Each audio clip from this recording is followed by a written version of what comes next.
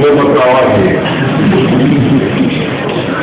کان میں اذان دینے کا مطلب یہ ہے سب سے پہلے وہ یہ پیغام ملے کہ تم اللہ کے لیے بنائے گئے ہو، اللہ کی آواز کو تمہیں لبیک کہنا ہو، اور جب تمہیں خدا کی آواز پہنچی ہے ہدایت کے لیے تو تم اس کا جواب دو۔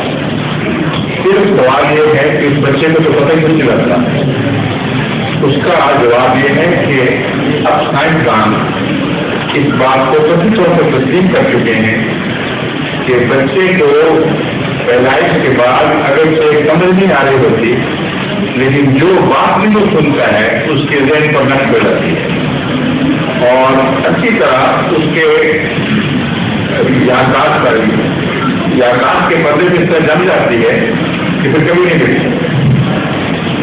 مشہور طور پر اس کو نہ بھی سمجھ آئے، مگر بعض بات ایسا ہوتا ہے کہ بعد میں بھی اس کو اس کی وہ آواز جو اس نے سنی تھی وہ دوبارہ زندہ ہو جاتی ہے۔ ایک واقعہ سائنسدانوں نے یہ معلوم کیا کہ ایک انگریز لڑکی جب وہ 14-15 سال کی ہوئی اور بیمار ہوئی، ذہنی بیماری ہوئی، تو اس کا آپریشن کیا گیا۔ جب دماغ کا آپریشن ہوا تو ایک ہفتے پر جب وہ بستر چلا ہے تو وہ ایکسائٹ ہوئی اور اس نے شستہ جرمن زبان بولنے کی، سرپن جرمن بولنے لگی۔ سب ڈاکٹر حیران رہ گئے، انہوں نے سوال کیے ماں باپ سے کہ تم نے کبھی جرمن پڑھائی تھی؟ انہوں نے کبھی بھی نہیں۔ انہوں نے کہا ابھی اس کو جرمن آ کیسے گئی؟ تو بڑی شستہ زبان میں باتیں کر رہی ہے، بامانی کلام کر رہی ہے۔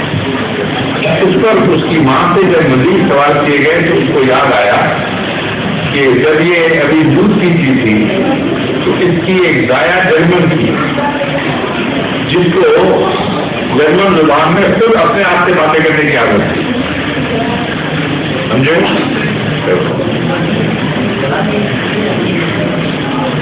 اس کو سلیقے کہتے ہیں، اپنی زبان اپنے آپ کو خود باتیں معلوم کرتے رہتے ہیں۔ تو جتنی وہ باتیں اپنے آپ سے کیا کرتی تھی بچی سن رہی تھی اور اس کی یادداشت کے پردوں پہ رقم ہو رہی تھی، لکھی جا رہی تھی، پھر اس کو پتہ نہیں ہوتا کیا ہو رہا ہے لیکن معلوم رہی گئی۔ تو یہ اللہ کی شان ہے کہ اسلام پہلا مذہب ہے جس نے یہ متنوع کیا ہے کہ جو کچھ تم کہہ رہے ہو بچے کے ذہن پر رکھو، اس لیے سب سے پہلے اللہ کی بات اس کے ذہن میں ڈالو، سمجھو؟ ظہور مہدی آخر